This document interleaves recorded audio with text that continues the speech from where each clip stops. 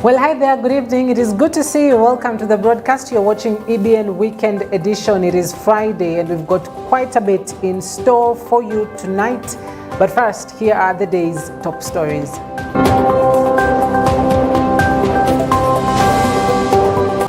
As Azimio Coalition, we welcome and congratulate our party leader for the bold step of putting his name forward.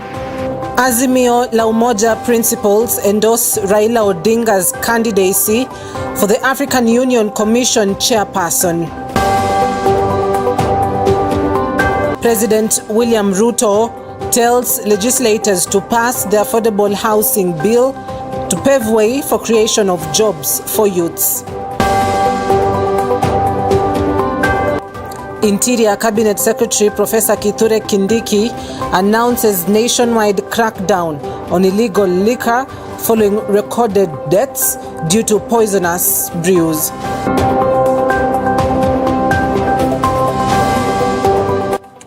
Well, we are glad that you could join us. You're in a safe pair of hands. My name is Cynthia Nanjala.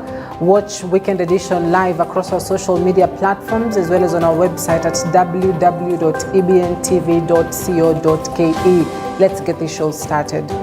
Now, the Azimio La Umoja One Kenya Coalition Party has formally backed the recent declaration of intent by its leader Raila Odinga to submit his bid for the African Union Commission chairperson position. In a statement released on Friday, the coalition expressed confidence and optimism that the former Prime Minister was the man for the job, consequently calling for his consideration. The opposition party cited what it termed as Odinga's unwavering commitment to respect for the rule of law, democracy, and general welfare of the people as pillars for his candidature. As Azimio Coalition, we welcome and congratulate our party leader for the bold step of putting his name forward for consideration of this most important role to the African continent and its people. We fully support his decision and we shall back his candidature to our fullest capacity. Mr. Odinga has played a crucial and selfless role in the democratization of our nation. His sacrifices towards achieving socio-economic development, inclusivity, and stability of our republic are well documented. As you all know, Mr. Odinga has a long-standing history of commitment to Pan-Africanism. We believe that as the AU chairperson, he will leverage his Pan-Africanism vision of identity and inclusivity to achieve, I quote, an integrated, prosperous, and peaceful Africa driven by its own citizens and representing a dynamic force in the global arena.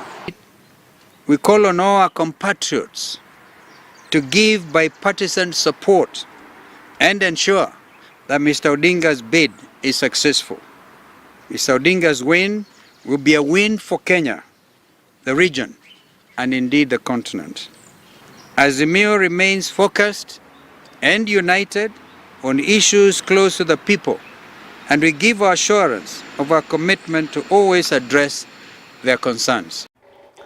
Now, President William Ruto has now directed members of parliament to pass the affordable housing bill without further delay. Speaking on Friday in Nyeri County on the final day of his Mount Kenya tour that has seen him traverse Kiambu, Murang'a, and Nyeri counties, the president underscored that the program is the ultimate solution for the joblessness of the youth in the country. He touted the government's pet project as a guarantee of employment for millions of Kenyans and that lawmakers should pass the bill without asking a lot of questions. To Your Excellency, tulianza mjadala jana wa affordable housing na ifikapo Tuesday next week tutamaliza second reading, na vile nilipima hata wale wapinzani wetu wamekubali ya kuwa agenda ya housing inasaidia vijana wote wa Kenya. Sisi watu ya Nyeri ni watu ya msimamo. Sisi tuliamua tukuunge mkono. Na rais tutatembea na wewe mpaka umalize your 2 terms. Kwa sababu hiyo ndio mtindo wetu. Na mimi niseme pia Ningetaka kusema vile nimerudia nikiwa Murang'a, nikiwa Kiambu. Sisi watu ya eneo hili tulipata hasara kubwa hapo mbeleni kabla hatujaerevuka. Siku ile tulikuwa tunagawana. Na ndio nimesema ile maongeo ilikuwa hapo awali. Ati watu ya Murang'a, watu ya Nyeri, watu ya Kiambu, watu ya Nyandarua, hiyo maneno hatutaki. Na Tuesday, mimi nataka niwaambie hawa wabunge wapitishe hiyo sheria haraka haraka, kwa sababu tuko na vijana mamilioni wanataka kwenda kazini. Si bado watu wengi hapa hawana kazi? Mimi najua nyinyi wabunge. Wale watu hawana kazi hapa, weka mkono juu. Ile mpango ya pili tumekubaliana na hawa wabunge, kila mbunge aweke ICT hub kwa kila ward katika taifa letu la Kenya. Ndio tuwapange ninyi pamoja na ajira ya digital jobs, online jobs, ndio tuhakikisha kwamba vijana wa Kenya wanapata kazi, waweze kujishughulisha na kazi, ndio tuweze kupeleka Kenya mbele. Now, the Deputy President, Rigathi Gachagua, has credited President William Ruto's government to working with microeconomic sectors that has seen the Kenyan shilling stabilize against the dollar. The DP has cautioned those holding dollars to cash them out so as not to count losses. He further stated that the government has strategized on its debt repayment plan to ensure that all foreign borrowing is repaid on time. This government, led by President William Ruto, has brought down the cost of unga from 230 shillings to 135 shillings in 1 year. Good people of the press, the dollar had gone to a skyrocketing price of 162. Today, as we speak, through prudent and effective interventions at the microeconomic levels, today the shilling is stabilizing every day, and those who had hoarded dollars stand to lose a lot. I want to repeat, all those who are holding dollars, please rush to your next bureau or bank and cash them in. We had 1 year to reorganize our debt portfolio. When we came in, we found a debt of 9.6 trillion. Interest rates were going almost to 20%. 1 year of good planning. Today, all our debts are on course. We have met our obligations to the lenders, and you are aware that the Eurobond that is coming in June has been taken care of, and the future looks very bright. Still on the DP, now the Deputy President on Friday presided over the launch of payment of monthly stipend to community health promoters. The launch is ahead of the implementation of the Universal Health Coverage Agenda, expected to start in March as the new changes under the Social Health Act take effect. Health Cabinet Secretary Susan Nakhumicha had confirmed the launch will take place at the current residence. Under this agreement, the community health promoters are supposed to be paid a monthly stipend of 5,000 bob, with counties expected to pay 2,500 and the national government to top up the remaining balance of 2,500. Your Excellency, community health promoters are the backbone of primary health care. Everything that we do in primary health care is hinged on these people that you see seated here today. They work tirelessly to ensure that we are preventing diseases. They work tirelessly to ensure that we are promoting good health. They work tirelessly to provide essential services at the community level. And they also work tirelessly as a bridge for the community to the health facilities. To the 107,000 community health promoters, as the national government, we are honoring our commitment of contributing 50% of the stipend to these great men and women. For the last 4 months, they have selflessly served our nation. On behalf of our President, Dr. William Ruto, We honor you for your vigor and valor, which is changing service delivery to the people of Kenya. These are undoubtedly our health heroes. Pongezi, asanteni sana. It is because of this outstanding performance that we have reached 2.7 million households since the President launched the Community Health Program in October last year. In under 4 months, we have touched lives of at least 13.5 million Kenyans, a 25% reach in personalized health service. Distinguished guests, ladies and gentlemen, and our volunteers, this is what I mean in a personalized service. With a simple CHP kit of blood pressure machine and a glucometer, 1.56 million Kenyans have been screened for diabetes from the comfort of their homes. Of this, 24,000 have been referred to health facilities for quick attention, something that could have been missed, leading to life-threatening situations and complications. Now, President William Ruto has said that his government has promised to deal with agricultural issues by reducing the cost of seed, providing subsidized fertilizer, and ensuring that there is water to spray the fields to address the famine situation in Kenya. Speaking at the inauguration of the Muddy Water Supply in Mathira area located in Mathira constituency of Nyeri County, Ruto reiterated that the project aims to help farmers from areas to irrigate their fields to increase food production in the country, a measure aimed to fight food starvation. Ya kwamba ward ya Konyo na ward ingine ya Magutu pia tumeweka milioni 160 ya kutengeneza maji ya Konyo na maji ya Magutu. Nyinyi mnanielewa? Ili baada ya miezi 6 ama miezi 8 turudi hapa tena, wao pia wapate maji, wazalishe chakula, ndio tuhakikisha kwamba tunaondoa njaa katika taifa letu la Kenya. Na nyinyi mlijua maneno. Nasikia nyinyi mnasoma barua ikiwa ndani ya bahasha. Sasa wakati wengine walikuwa wanavaa sufuria ati bei ya unga ishuke, nyinyi mumeenda shambani mkazalisha chakula, ndio hiyo bei ya unga imeshuka. Si namna hiyo? So mimi nawashukuru sana. Ya pili, tulikubaliana na nyinyi, mbali na hii project ya Iriaini na ile ya Magutu na ile ya Konyo, pia ile Sagana Restoration ambayo tulikuwa tumeweka milioni 900 ambayo ilikwama. Sasa mimi nataka niwatangazie tumekubali kubadilisha contractor, ndio tuweke maji katika zile wards zimebaki hapa Mathira, na hata hiyo maji mtupatie kule State Lodge tukunywe pamoja na nyinyi. Tutashirikiana namna hiyo jameni.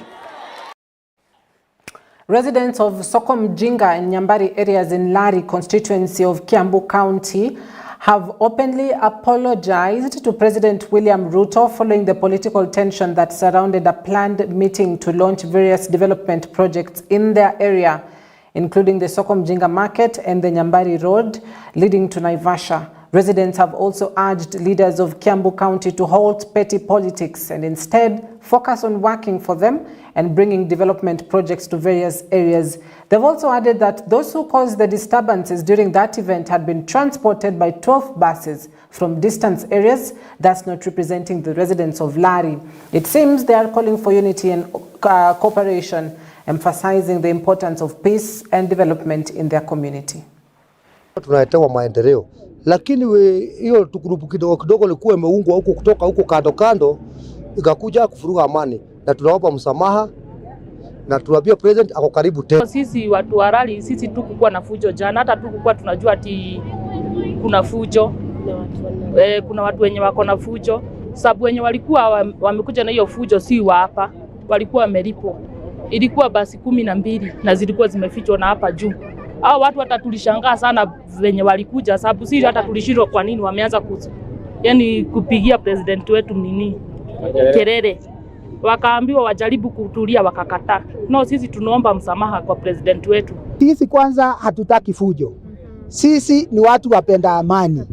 Na sisi ni watu wacha Mungu. Kwa hivyo sisi wakati tulikuwa tunaletewa mambo mazuri, tunaomba msamaha rais. Sio sisi tulifanya hivyo, sisi tunasema rais hata akipata kitu kingine atuletee, na sisi sio watu wa funjo. Tunawaambia waache siasa, sasa ni wakati wa kazi. Wagojee campaign. Wakati wa kampeni utakuja 2027, tuingie kwa uwanja na kila mtu ataongea. The government will immediately conduct a nationwide crackdown on illicit liquor, and security teams in all 47 counties are instructed to effect the directive comprehensively. All outlets selling illicit alcohol must be closed, and those owning or running them apprehended and prosecuted in accordance with the law. And these were the words by the CS for Interior, Professor Kithure Kindiki. Now, henceforth, the manufacturing, trade, and sale of illicit brew will be dealt with ruthlessly, similar in the way to terrorism, banditry, and other complex criminal activities. Now, to curb the mushrooming of dens and outlets selling illicit liquor, security managers in counties, sub-counties, and divisions are directed to work with county governments leadership across the country to review licenses issued to bars and close down those that are non-compliant. To rehabilitate those who are chronically addicted to alcoholism and drugs, the Ministry of Interior and National Administration has established a program that will be cascaded to the villages. Chiefs and assistant chiefs are instructed to collect data from every village within their jurisdiction for rehabilitation of the affected persons. I also want to announce that the seller of this poisonous drink is a notorious offender who had been arrested before and taken to court 16 times. And every time they were released on very, very lenient bond terms. And the murder of so many people is not a small matter. And therefore, we are not looking at routine charges about operating without licenses and other misdemeanors. We are looking at putting a proper, serious case, watertight, that this fellow will never know freedom again. There is no difference between this terrible character and what Mr. Mackenzie did in Shakahola. There is no difference between what this character has done and what the Al-Shabaab terrorists are doing and what the bandits are doing in other parts of the country. It's the same thing. 2 officers who have been posted here have been directed to commence an operation beginning today to make sure that other characters who are doing similar business and who are hiding and using their connections to frustrate and kill the people of Kenya, that those characters are also apprehended before they cause us more harm.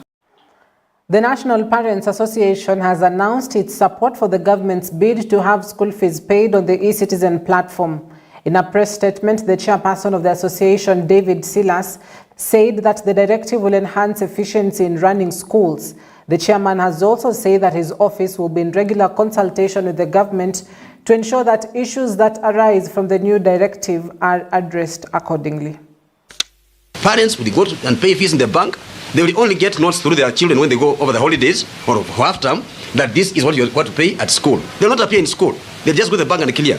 Because now there's communication from the school through written notes and newsletters to the parents who are going to clear fees. They have no business with principals. Principals will track this because the government will want transparency and accountability as long as the funds have been paid. They must also have records, which the government is putting in place. So we don't have any problem. The other issue, controlling of the school finances will be very easy by the government. The government will be able to know Maseno High School school fees amount that was paid is this amount. And therefore the balance that was not paid is this. So the principals will not be blamed for any money missing.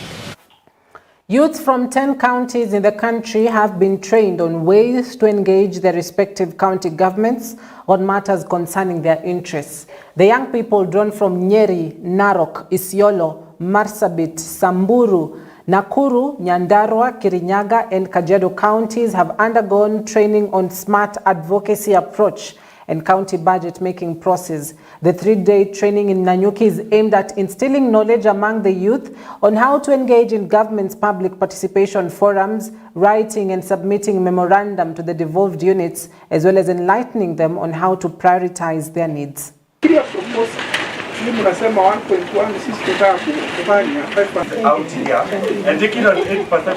Wako hapa ili kujifunza na imekuwa training ya siku 3 na tunaona kuwa wamepata skill ambayo watatumia wakirudi katika kaunti zao, wataweza kuidentify shida ambazo wanapitia kama vile FGM, teenage pregnancies, na tutaweza kuwashikilia mkono ili waweze kutumia training ambayo wamepata, waweze kujumlisha na leaders wetu na kutengeneza ama kuinfluence change ambayo wangependa kuona.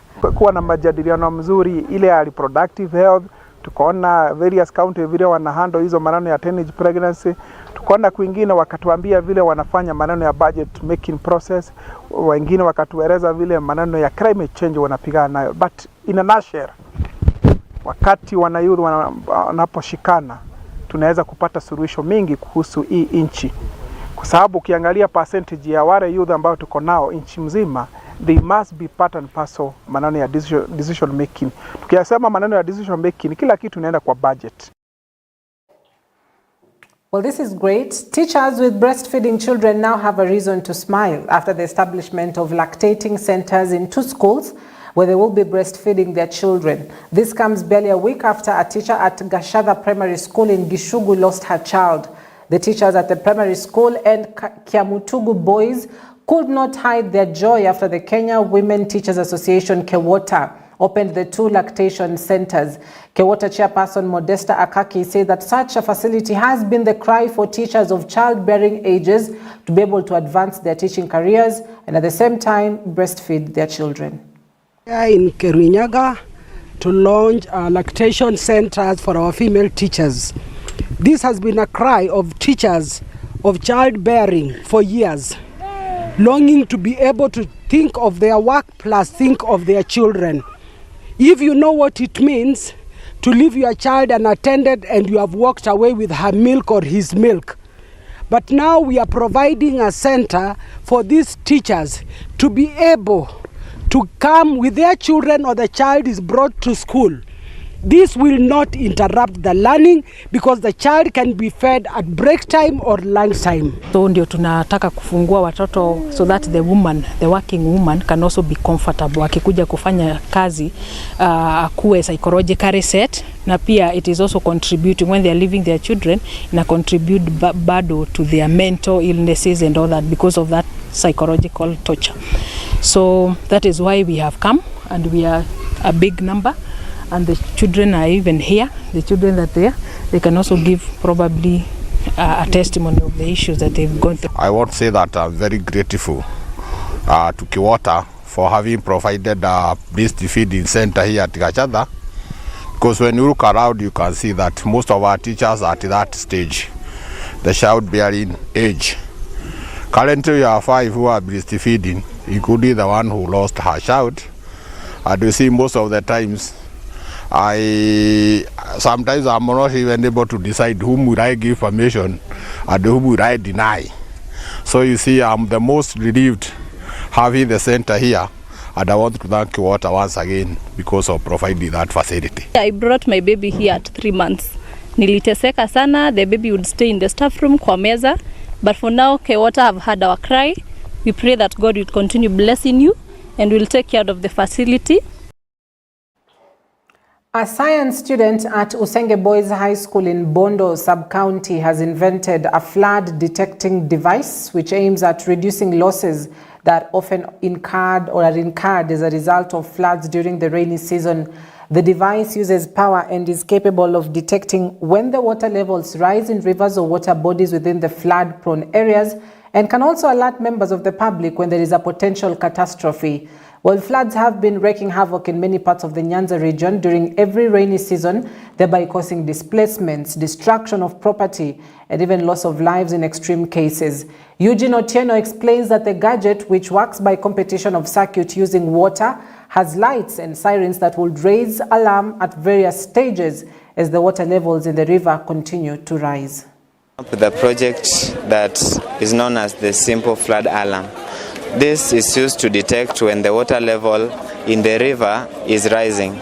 My main objective when I was coming up with this was that one was with the floods that have occurred ever since we came to this earth. We realized that there are a lot of floods, majorly on canal plains. Year in and year out, we realized that many people are affected, and each and every time they cry for help from the government. And the government has to spend a lot of money, some of which we can just use this simple gadget to curb the whole problem once. Then the other thing that drove me into this was the upcoming issue of global warming. This gadget can not only be used to look at the river level, but it can also be used to look at the sea level, because the global warming is causing the rise in the sea level.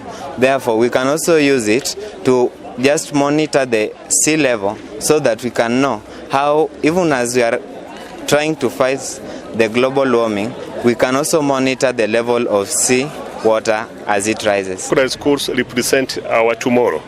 So we'd like them to be well tooled, well endowed with the knowledge that whatever they are doing in their school, whatever they will be doing during their college is something that can be used in improving the life of their various communities.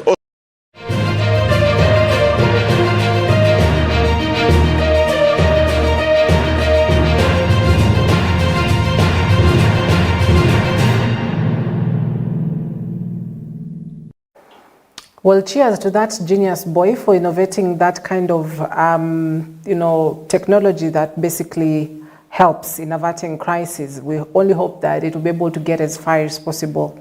Now to sports, Harambee Stars, the men's national football team, is fixed for a busy schedule of friendly matches in the next FIFA international break window next month and may play the USA and Malawi. The president of the Football Federation of Kenya, Nick Mwendwa, has disclosed that the council has been in discussions to see Harambee Stars play with another team that participates in the World Cup, that is Ecuador, in March 2024 in the United States. Due to the distance and challenges of travel to the US, Mwendwa said Kenya may take the Harambee Stars Chan team to face Ecuador if those plans are achieved. And this year, just for me to brush through, is that we have 6 windows. We are, as I have informed the honorable member, is that we are preparing for 2 national teams. One is the team that will play in Chan. Chan is the local version of AFCON. It will be held in Kenya, Tanzania and Uganda. We will be one of the hosts, and indeed if we finalize, we'll send that team to the US for preparations, but we'll play again in April and again in June to prepare that team again. For the national team, Harambee Stars, we are playing this match in Malawi in a FIFA invitational tournament against Malawi, Zambia and Zimbabwe in the window of March 16th, I believe, to 22nd of March. Now what we have also done is that whenever Harambee Stars is playing, because we didn't have support before, all national teams of repute, when your senior team is about to play, your under 20 team plays. That way then you can begin identifying those players who will play in the senior team. I can confirm to you through the CS is that when we play Malawi on Friday 16th, I believe, on Thursday 16th, we will then play under 20 Kenya versus under 20 Malawi, and we'll do the same and play under 20 Kenya versus under 20 Zambia. And all the time when our national team plays, we have agreed that the under 20 team must play the following day wherever we go. This way, then the national team can identify the upcoming players, because some of the players who are playing now might not have a chance to be available in 2027 for many reasons, and therefore we're also preparing for those that are going to replace them, which is very important.